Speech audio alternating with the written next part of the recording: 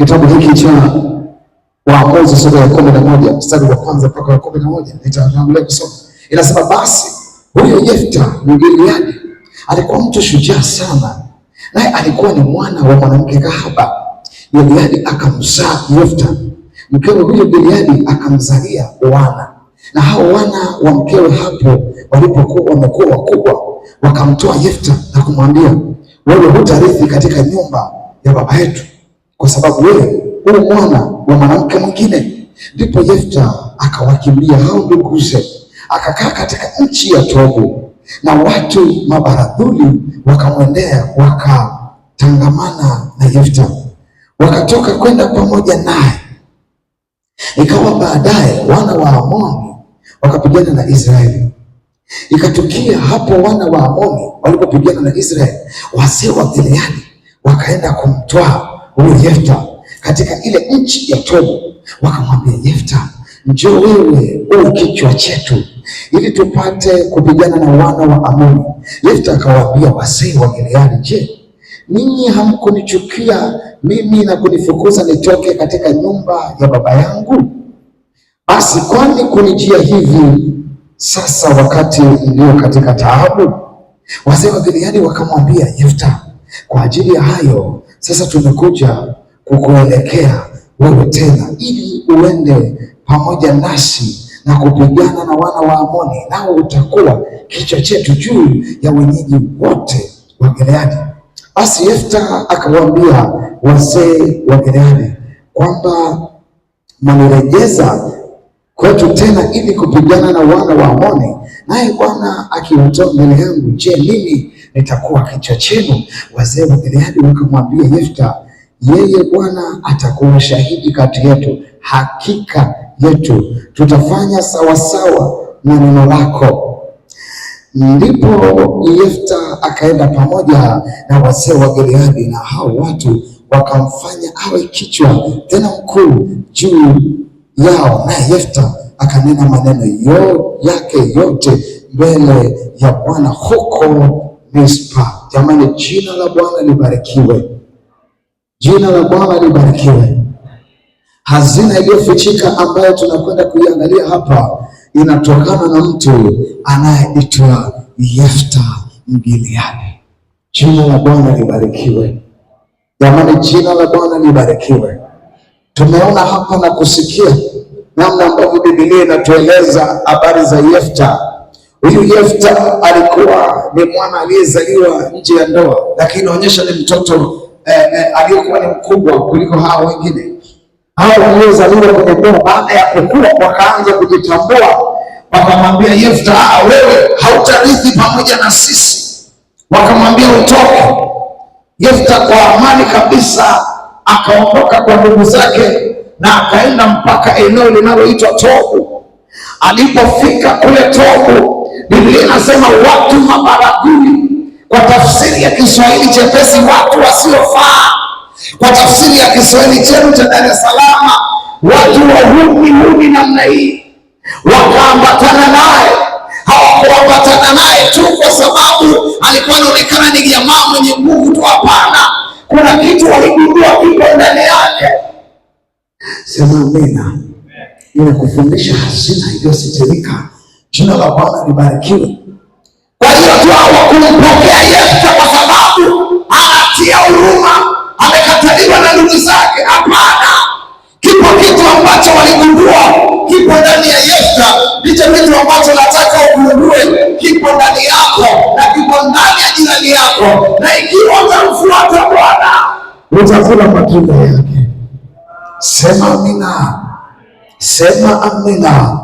Kwa nini tunajifunza somo hili? Ni kwa sababu kuna wakati tunashindwa kuona hazina iliyositirika, kwa sababu kuna wakati tunashindwa kuziona. Sema amen. Sema amen. Nataka tukaangalie kwa uchache mambo yanayosababisha tushindwe kuona hiyo hazina iliyositirika, ama kitu ambacho walikuwa wanashindwa kuona ndugu zake Yefta kwa Yefta. Jamani amina. Jamani amina. Jambo la kwanza ilikuwa ni kuhukumu kwa muonekano wa nje tu.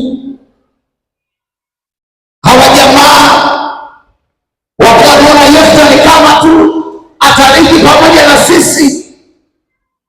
Hawa jamaa hawakutaka kumuona kama ni kaka yao, kama ni ndugu yao, wakamkana kabisa, wakamfukuza. Jamani, Bwana atusaidie. Jamani, Bwana atusaidie.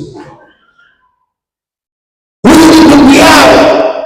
Wakienda kucheki DNA zina macho zinaonyesha hawa ni ndugu, lakini hawa jamaa wakamkataa, wakakuja tu kwa nje, kwa sababu Yefta ni mtoto wa nje ya ndoa. Biblia inasema huyu baba mzee Gileadi alizaa na mwanamke kahaba.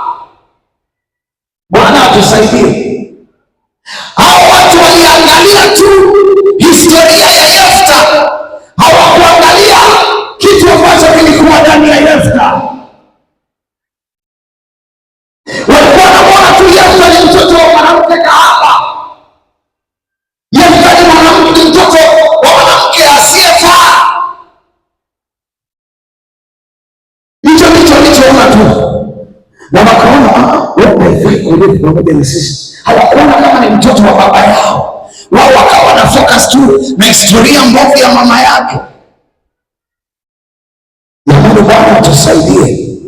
Jamani, Bwana atusaidie. Jamani, Bwana atusaidie.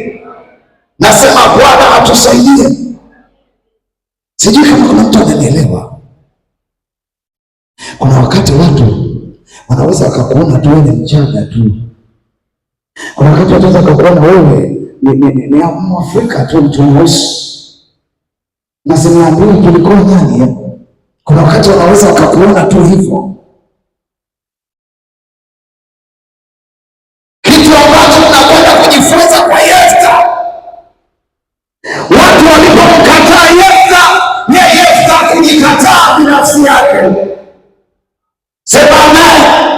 Kitu gani nataka ukajifunze leo? Kukataliwa haimaanishi kwamba wewe haufai, wala kukataliwa haiwezi ikaondoa thamani yako. Yefta alipokataliwa, yeye aliona kama nyema nikataa, wapo watakao nikubali katika jina la Yesu aliye hai. Mtu mwenye imani aseme amina kwa Bwana.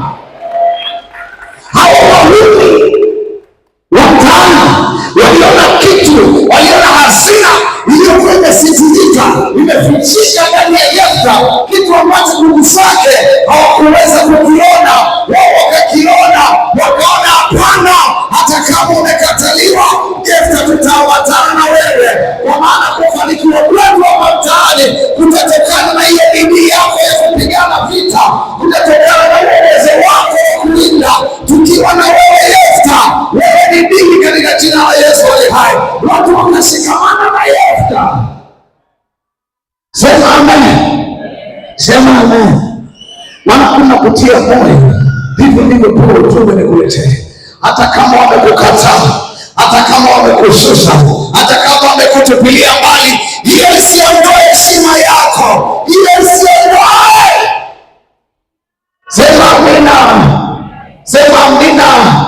Sema amina. Hawa jamaa walifanikiwa tu kumfukuza Yefta, lakini hawakufanikiwa kuondoa hatima ya ndani ya Yefta. Sema amen. Yetu watu wana uwezo wa kukunyima tu ugali, wana uwezo wa kukunyima chakula, wana uwezo wa kukuonea tu gere kwamba tusirithi pamoja na wakakufukuza, lakini hatima ambayo Bwana ameweka ndani yako hakuna atakayeondoa. Sema amina kwa Bwana. Bwana Yesu asifiwe.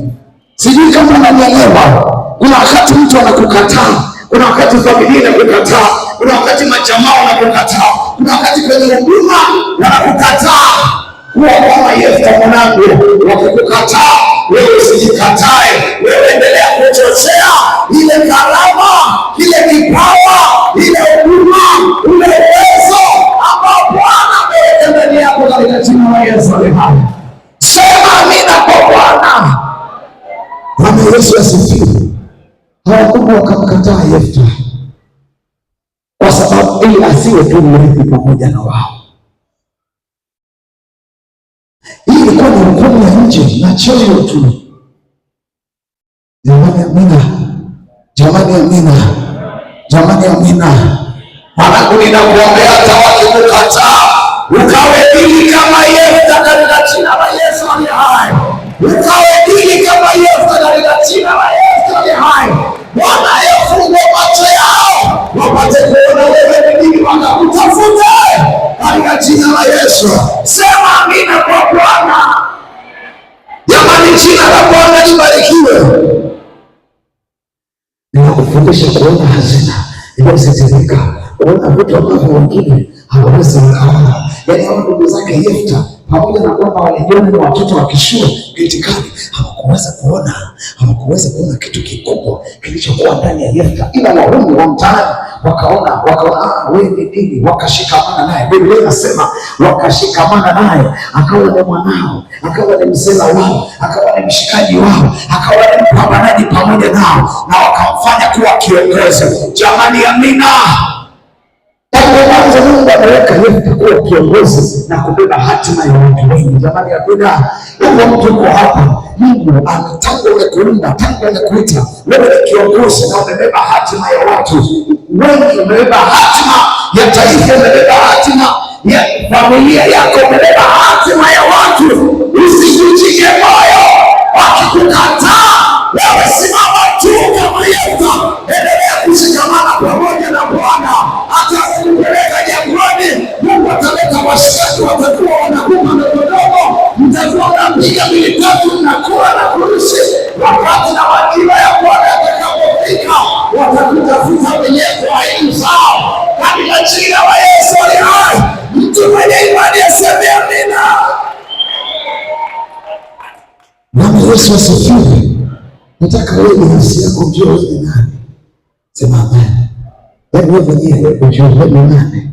Wewe ukipiko Mungu, hata kama alikukataa, wakakufukuza na kazi, wakakuondosha, wewe usijikatae. Sema amen. Wewe usijikatae. Sema amen. Wewe usijikatae. Sema amina kwa Bwana. Sema amina kwa Bwana. Yefta akaona tatizo ni mali, hamna shida. Yefta akaondoka, na alipoondoka akaendelea kuchochea ile karama yake iliyokuwa ndani yake, akaendelea kuchochea kile kitu alichokuwa amebeba ndani yake. Hakukubali kizimiki kwa sababu ya kukataliwa. Jina la Bwana libarikiwe. Wala kukataliwa kwake hakukuondoa hadhi yake, hakukuondoa thamani yake.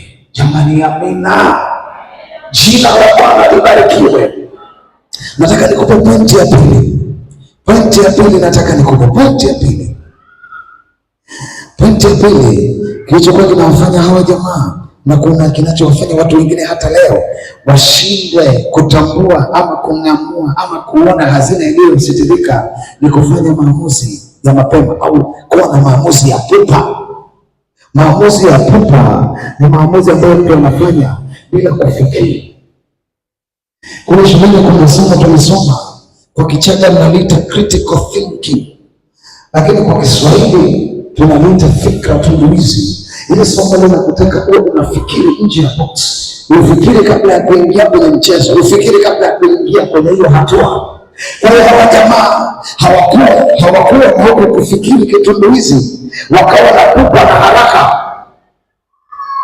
Haitakiwi ukawa na maamuzi ya pupa. Jamani, Bwana atusaidie. Hawa ndugu wakawa na maamuzi ya pupa. Hawakuona kama Yefta ni dini kwao. Hawakumrespect kama ni kaka yao. Hata basi ile amri inayosema mpende jirani yako kama nafsi yako haikuwepo. Wakajali maamuzi yao ya pupa. Sijui ushauri walipata kwa nani. Biblia inasema na watu wakelele wakakubaliana nao kwamba Yefta aondoke kwao. Bwana atusaidie. Kitu kinaitwa maamuzi ya pupa. Unafikiri ile siku ilikuwa ni rahisi kwenda kumfuta Yefta?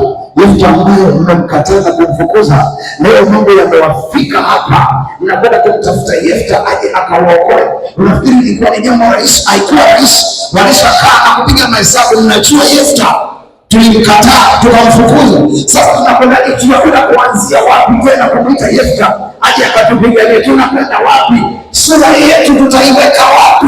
Itakuwa ni aibu na watu wa mtu wote wanajua tulimfukuza Yefta. Tutajificha wapi?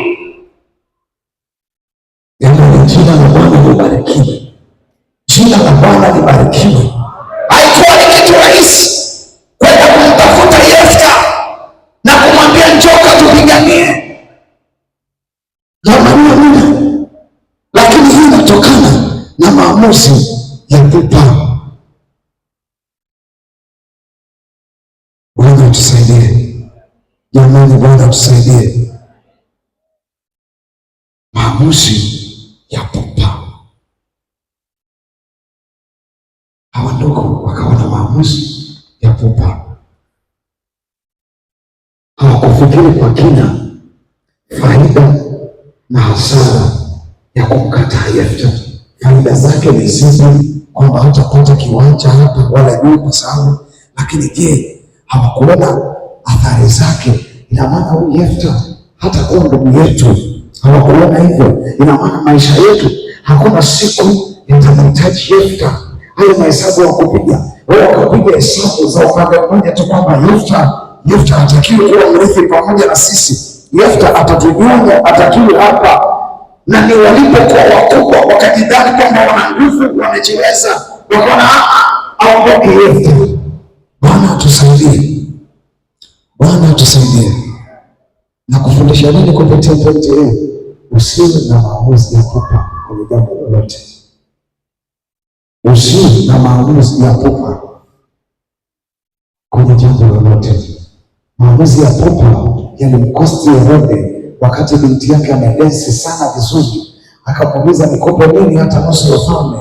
Ndugu akaona ngoja nikamuulize mama. Mama kwa kuwa alikuwa na chuki na Yohana Mbatizaji, akamwambia nenda mwambie kope kichwa cha Yohana Mbatizaji. Mfalme mpaka alisikitika kiapo alichokuwa kiweka, kwa kuwa alikuwa ameahidi kwa pupa mbele za watu, akalazimika ili kulinda heshima yake akakileta kichwa cha Yohana ambaye alikuwa hana hatia. Bwana tusaidie. Jamani, tunaelewana? Maamuzi ya pupa hayawezi yakakusaidia kuona hazina iliyositirika. Pointi ya tatu ilikuwa ni kuangalia historia badala ya kusudi. Kuangalia historia badala ya kusudi. Ile pointi ya kwanza, of course pointi zote zimetoka kwenye mstari wa pili. Hawa jamaa walikuwa wanaangalia historia badala ya kuangalia kusudi. Kwa hiyo wao walikuwa wanaangalia historia ya Yefta. Na mimi nakutia moyo mwenzangu na mimi ambaye uko hapa, maadamu umezaliwa usitishiwe na historia kwamba umezaliwa nje ya ndoa. Sijui mama alikuzaa wapi, sijui mama alikuzaa wapi. Wewe tu simama na Yesu ambaye wanaingia mbinguni sio tu kwamba walizaliwa nje ya ndoa. Biblia inasema wanaingia mbinguni ni waliozaliwa mara ya pili, wakamshika Bwana, wakajazwa Roho Mtakatifu, wakaishi maisha matakatifu, wakajikana, wakamfuata Yesu. Haijalishi ulizaliwa nje ya ndoa, haijalishi wazazi walikuacha, haijalishi walikutupa wakakuokota, maadamu umempokea Yesu ukafanyika kuwa kiumbe kipya, wewe unakwenda mbinguni kwa Baba. Sema amina. Hawa ndugu wakawa wanaangalia historia ya Yefta. Labda wasema atakuja kutuaibisha. Sasa siku tunasimama pale tunatambulishanaje sasa? Tuseme huyu baba alimzaa wapi? Tutasema huyu mtoto wa mama yetu kivipi sasa? Kwa atakuwa anatuaibisha kwamba tutasema baba alimzaa kwenye madanga, alimzaa huko kwenye uwanja wa fisi kwenye kudanga. Na hata baba alimzaa wapi? Lakini jambo la msingi, huyo ni damu moja pamoja na nyinyi. Haichi hawakuangalia, wakaangalia tu historia. Ninakufundisha nini mwanangu? Usisumbuliwe na historia. Historia isikuchanganye. Nisikilize mwanangu, usisumbuliwe na historia wala maisha ya nyuma ya mtu. Alizaliwa wapi wala ametokea wapi? Maadamu ana Yesu na amejaa Roho, maadamu ana hofu ya Mungu na anapenda Yesu, huyo ni mtu wa maana katika jina la Yesu aliye hai. Sema amina kwa Bwana. Yefta akafukuzwa, lakini akaendelea kushikamana pamoja na Bwana. Ninakutia moyo mwanangu, hata kama wanakukataa, endelea kushikamana na Yesu. Hata kama wanasema ufai, wewe endelea kushikamana na Yesu katika jina la Yesu aliye hai. Yefta hakuacha Mungu, atakuja kukuonyesha hapa mbele. aliendelea kushikamana na Bwana. Jamani, jina la Bwana libarikiwe, jina la Bwana libarikiwe. Yes, kuna watu wanasema usiende kwenye kabila fulani, usiende kwenye kabila fulani.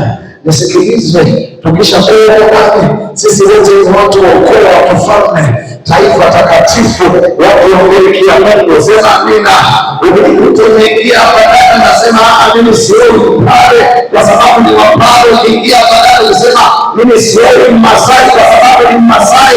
Wewe ni pale ni ndugu yake, ni ndugu zake, kina Yesu tu. Unatazama kwa nje, unasumbuliwa na historia, lakini watu wanaomjua Bwana wanaangalia Yesu ndani yumo, Roho Mtakatifu yumo, jina la Roho Mtakatifu yumo.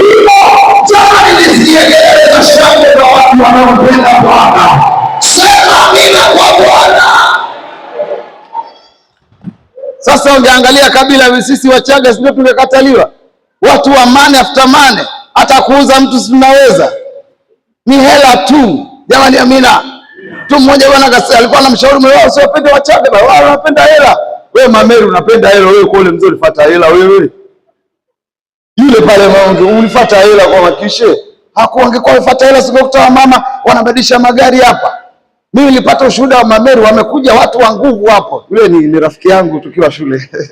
Wamekuja watu wa nguvu hapo. Lakini mwenzako alikuwa anaangalia Yesu na kusudi. Sema amina. Sema amina. Sema amina. Wazazi wako hawajaokoka, wakati mwingine utakao uelewe. Akikwambia usiolewe na kabila fulani, wewe msikilize Yesu. Sema amen. Sema amen. Sema amen.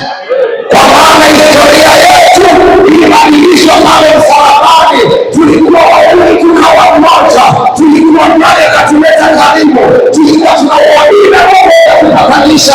Sema amina. Hao jamaa naangalia historia. Yaani mtoto wa kahaba. Kwa hiyo kama mtoto wa kahaba, nani aliwadanganya kwamba kahaba hazai shujaa? Huyu Yefta shujaa sio shujaa? Sema amen. Eti huyu mamake alikuwa mchawi. Mamake alikuwa mchawi ndio, lakini Yesu ameokoka. Sema amina. Au aliokoka kidogo anachanganya na ndumba. Watakatifu wanachanganya na ndumba, aliokoka. Ina maana mimi nina mizimu ya kina Shirima, si ndio? Mimi na mizimu ya ukoo kina Shirima, mimi na mizuka. Sina roho wa Bwana mimi. Sema amen. Sema amen.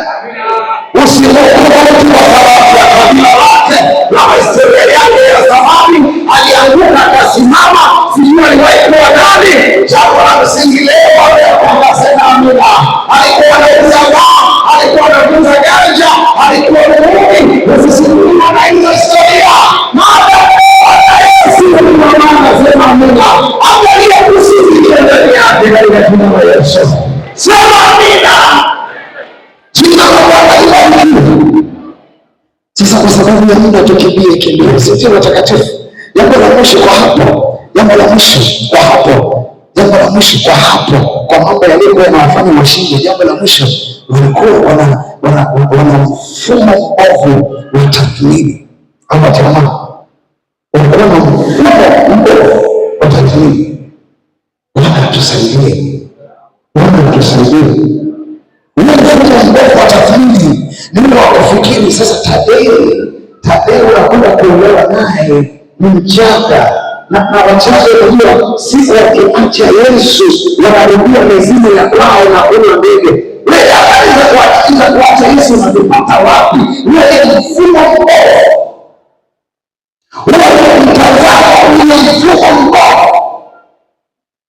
Nani anakuambia tunaacha Yesu? Ndio ndio tunasema. Mfumo mbovu hiyo dunia.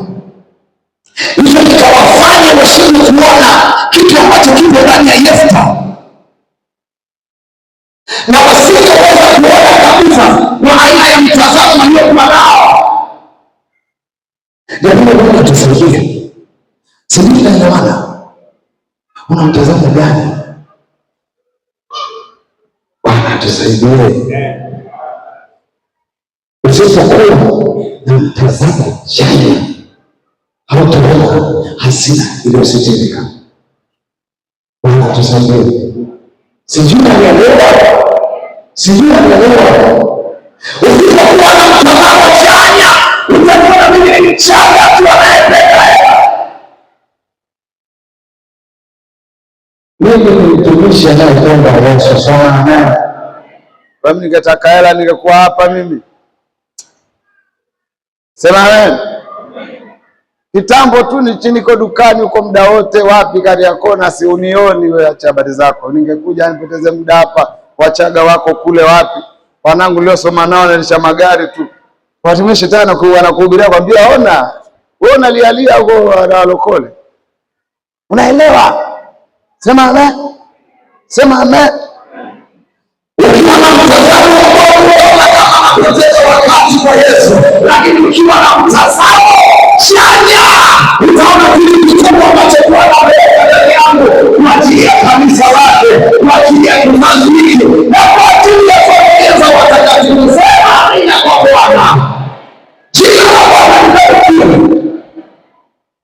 Hawakuona kama Yefta ana suluhisho na wakati fulani kwenye maisha yao. Hawakuona kama Yefta ana kusudi la Mungu kwenye maisha yao, kwa sababu ya ile mtazamo. Unanielewa? Mimi nataka nikwambie hapa ndani, kuna wakati Pastor Salis alikuwa anagusia kitu kwamba mjitahidi kufahamiana nyewe walokole. Mnanielewa vizuri? Mnanielewa? Mjitahidi kufahamiana na kupendana na kuwa karibu. Sio uwe karibu kwa ajili ya kumchokoa mwenzako ili ukamseme. Sema amen. Uwe karibu naye.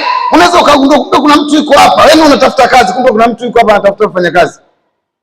Wewe unatafuta tu kazi ya 200,000, kumbe mtu anataka kufanya kazi hata ampe 500,000. Na wewe uko hapa, hiyo kazi unaiweza. Unaelewa? Nataka leo ukaombe Mungu akakupa uwezo wa kujiona na kuitambua hazina iliyosifika katika jina la Yesu aliye hai. Kuna wakati na wewe mwingine unatafuta mfanyakazi wa maana na mtafuta mpaka kwa mataifa, kumbe ile ndio ndani mfanyakazi mwaminifu anayeweza kainua uchumi wako na kufanya kazi yako vizuri. Jamani, amina. Leo tutaomba Mungu kutupe uwezo wa kuona na kutambua hazina zilizosifika. Sema amina kwa Yesu. Jamani, sema amina kwa Yesu. Ukisoma kitabu cha Mithali sura ya 14 na ule mstari wa 2 inasema ziko njia ama iko njia ionekanayo kuwa sawa machoni pa mtu, lakini mwisho wake ni njia za mauti. Kwa hawa jamaa wakati wanafukuza Yesu walikuwa kama wanafanya sawasawa. Wakati unatazama sehemu unaona kama iko sawasawa, lakini kama Mungu anakusaidia ukapata kuona kusudi hilo ndani yake, unapata kugundua kumbe hapa kuna kusudi ovu, kumbe hapa kuna kusudi ambalo liko sawa sawa. Jamani, amina. Jamani, amina. Sasa nataka tuangalie kitu ambacho Mungu anataka tujifunze leo, ama namna na mambo tutakayofanya ili atusaidie na kutuwezesha kuweza kutambua na kugundua na kuona hazina zilizositirika. Jina la Bwana libarikiwe. Jamani, jina la Bwana libarikiwe. Jambo la kwanza ni kuwa na mtazamo chanya ndani ya mtu. Pote ile fanana na jambo la kuangalia ni ile sura ya 11 ule mstari wa 3 pale. Kwa hiyo nikusomea mstari wa 3 nane. Ule mstari wa 3 unasema, ndipo Yefta akawakimbia hao nduguze, akakaa katika nchi ya Tobu, na watu mabaradhuli walikwenda na kutangamana naye. Nachotaka uone ni nini? Ile kusikia zanzuri pale ni kitu ambacho hawa watu mabaradhuli walichokiona kwa Yefta. Wao walikuwa kitu ambacho ndugu zao hawakuweza kukigundua mapema. Wao wakaona Yefta ana kitu kisichokuwa cha kawaida. Yefta anatufaa kabisa. Yefta sio kumwacha. Hawa jamaa walikuwa na mtazamo chanya juu ya Yefta. Hawakuona kama ni mtu aliyekataliwa na sisi mkatae. Sio lazima mtu mkatae, tunaweza kukatae rekebisho. Acha kurithi maadili ya mtu. Na marafiki wengine wa ajabu, kwa sababu mbele anafanya uongee na wewe unakiacha, nataka na wewe usiongee naye. Unaelewa? Kama kuna mtu aongee na mtu, mwache yeye asiongee naye, lakini wewe usizuie kwa sababu yake. Wewe ongea na mtu. Sema amen. Sema amen. Hicho ndio kitu ambacho hawa jamaa hawakutaka kujileta, kwa sababu familia yake imemkataa na sisi tumemkataa. Hapana, kama nyinyi mkataa, mkatajie kwa Yesu anatufaa katika jina la Yesu aliye hai. Kama nyinyi mnaona hafai, ingie. Kama wewe unaona hafai, wewe, lakini mimi naona anafaa katika jina la Yesu aliye hai. Sema amina. Nakupa siri hii, kufanikiwa kwa mtu kunatokana na mtazamo wake. Watu ambao wana mitazamo hasi, mitazamo iliyokufa, hawawezi wakafanikiwa. Watu wanaofanikiwa siku zote ni watu ambao wako positive siku zote, wako positive siku zote. Sema amen. Sema amen. Lucifer alipoharibika alianza kuwa negative wakati wote. Yaani yuko hasi za wote, hata kama utaona kama yuko chanya, matokeo malengo yake ni kuja kuwa negative. Sijui kama unanielewa. Na Mungu siku zote yeye yuko positive. Siku zote yuko hivyo. Kwa hiyo kwa Mungu ni kuwa positive. Sema amen. Kwa Mungu ni kuwa positive. Sema amen. Sijui kama mtu ananielewa. Kwa hiyo kufanikiwa kwa mtu kunamtaka kuwa positive. Kunamtaka awe chanya muda wote. Sema amen. Yaani watu wakija wote wanasema hapa ndio tabia hapana. Wewe kwanza nikueleza vizuri na hakikisha kama haya maneno ni ya kweli. Ukijipa mdalili kumbe na maneno. Lakini kama unakuja kichwa utakuja Mungu kwa yako. Sijui unanielewa. Hawa watu sisi kwanza tukasema Yefta ana roho ya kukataliwa. Yefta ana roho ya kukataliwa.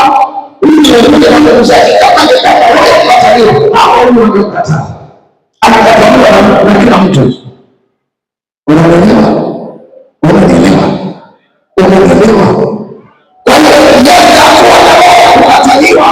Kukataliwa na jamii yako kuonyesha kwamba una roho ya kukataliwa. Leo watu wakikukataa, jua Mungu atakuinulia watu wa kukutia moyo katika jina la Yesu aliye hai. Hao wakikutia moyo, Mungu atakuletea watu wa kukuinua na kwenda milango mingine.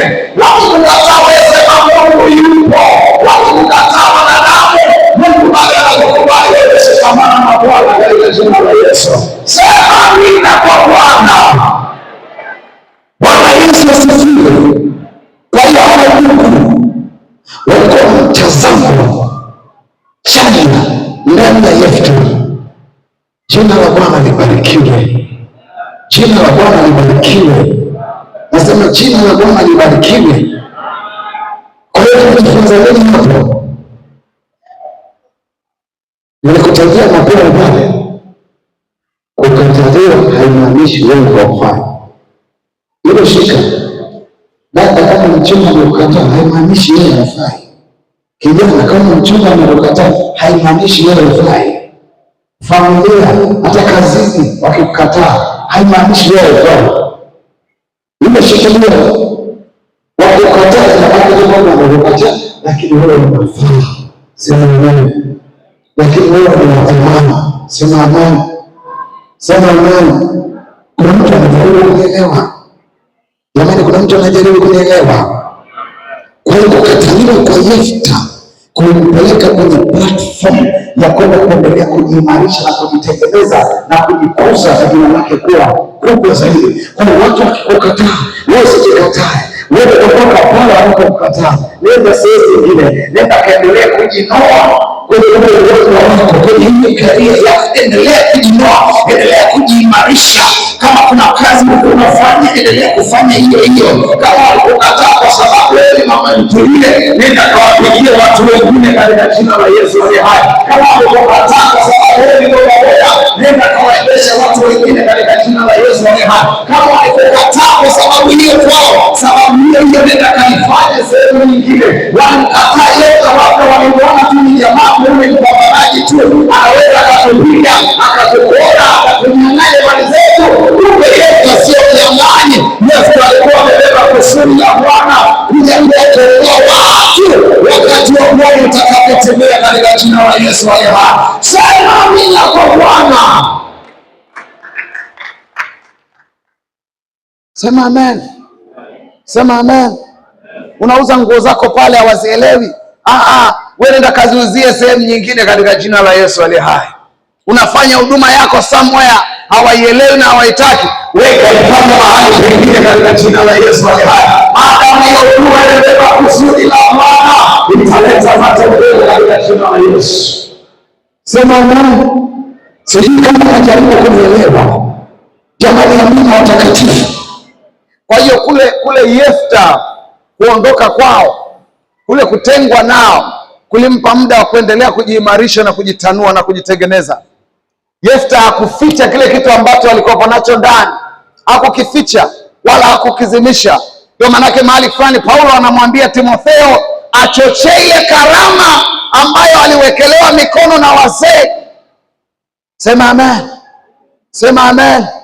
Ninamtia moyo mtumishi mmoja ambaye alikatishwa tamaa kwa sababu ya huduma yake. Mwanangu, endelea kuchochea hiyo karama, maana ina matokeo kwa ajili ya watu, maana imebeba hatima ya watu.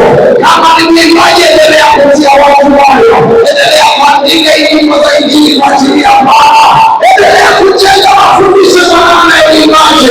Bwana atakutana na watu waliotetwa katika jina la Yesu. Sema amina kwa Bwana.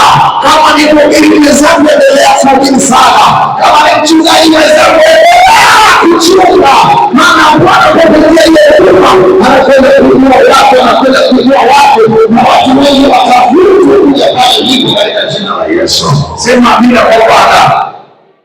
Yefta kila alipokwenda alikuwa anavuta watu. Sema amen. Kaja huku masela wenyewe wakavutika. Baadaye wale ndugu zake na jamaa wote wakavutika. Sema amen.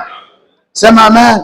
Kwa sababu yeye mwenyewe hakudharau kitu ambacho Mungu ameweka ndani yake, wala hakutaka kukinyamazisha kile kitu ambacho Mungu ameweka ndani yake.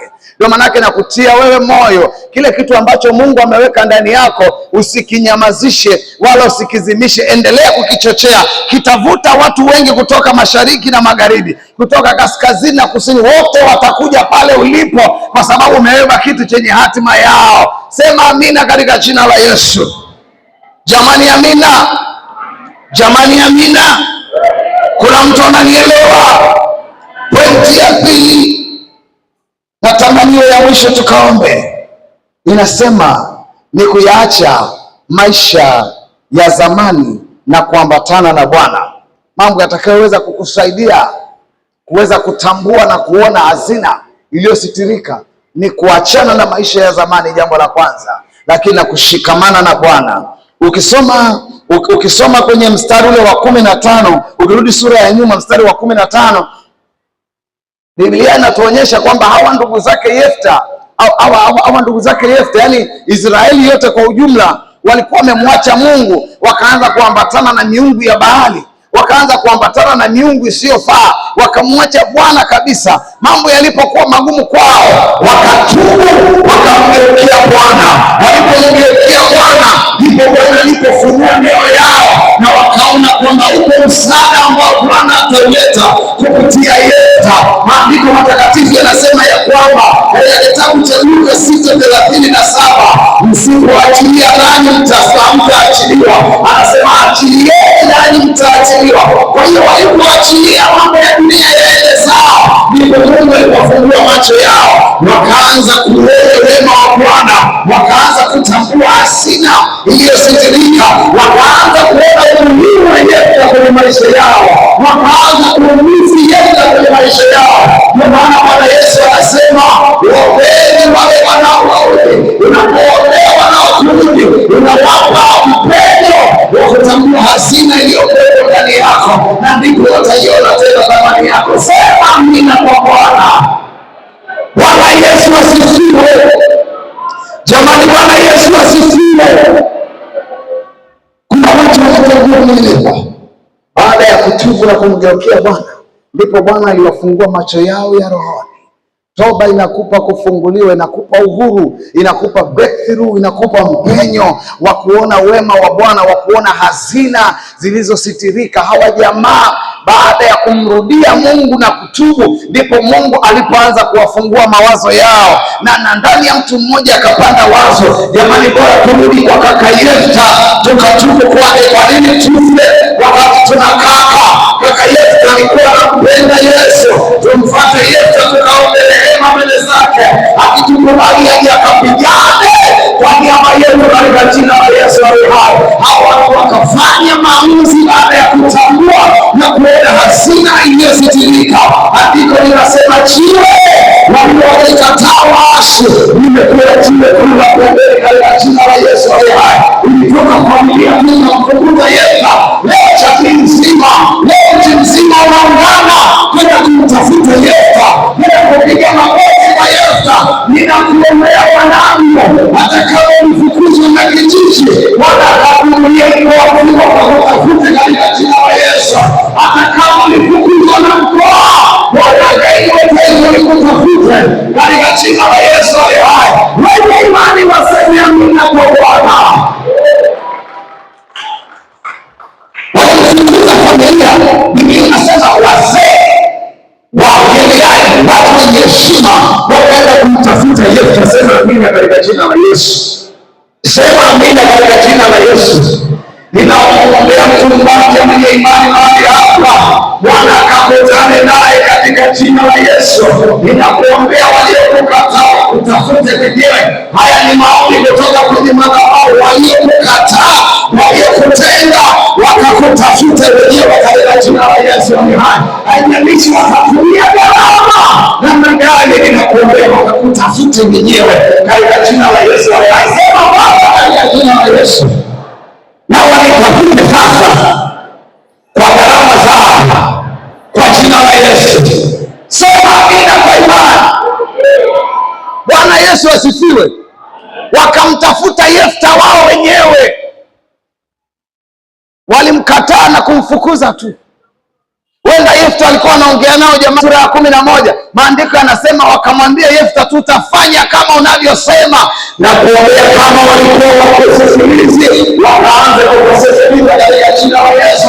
Nasema mtumishi, tutafanya kama unavyosema katika jina la Yesu.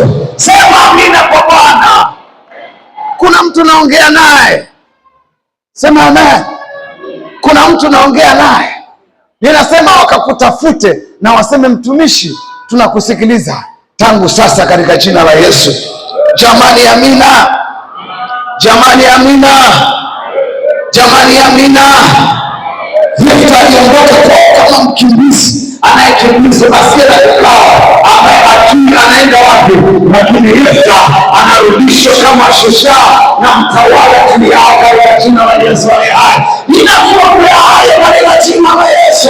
Uliondoka kama mkimbizi, wakurudishe heshima kama mtawala na kiongozi anayefaa katika jina la Yesu aliye hai. Sema amina. Sema amina. Kuna mtu anafikiri ni Bwana, kuna mtu anamwinua, kuna mtu anamcheza. Haya ni mambo yangu kwa mwanangu. Sema amina katika jina la Yesu. Haya ni mambo yangu kwa mwanangu. Nasema sema amina katika jina la Yesu. Nasema sema amina katika jina la Yesu. Sema amina. Jina la Bwana libarikiwe. Jina la Bwana libarikiwe. Lakini katika hayo mambo yote, Yefta hakumwacha Mungu. Mimi nakuombea neema ya kuziona hazina zilizositirika tangu sasa katika jina la Yesu. Yaani kukiwa kuna kitu chenye faida, ukaona hiyo faida kwa haraka kuliko mtu mwingine katika jina la Yesu. Yaani ikiwa kuna sehemu, hata kama ni biashara hapa pana dili, ukaanze wewe kuona kabla ya watu wengine katika jina la Yesu. Hata kama ni huduma, sehemu panapostawi, wewe ukaanze kuona katika jina la Yesu.